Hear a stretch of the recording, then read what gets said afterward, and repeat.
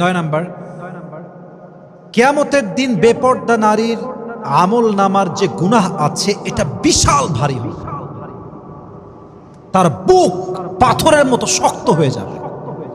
আর এতটা গুনাহ সে দেখতে পাবে, সে কল্পনায় করবে না যে আল্লাহ আমি এত গুনাহ করলাম কখন।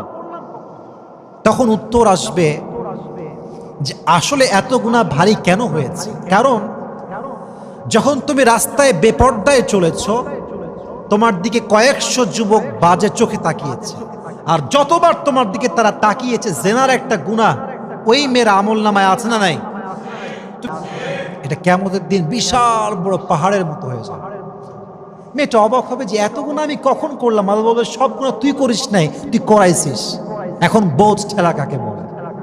যার আমল নামা হবে ভারী ডান দিক সে যাবে জান্নাতে, যার আমল নামা হবে হালকা সে যাবে জাহান্নামে। কথাটা বলেছে একজন, তিনি কে?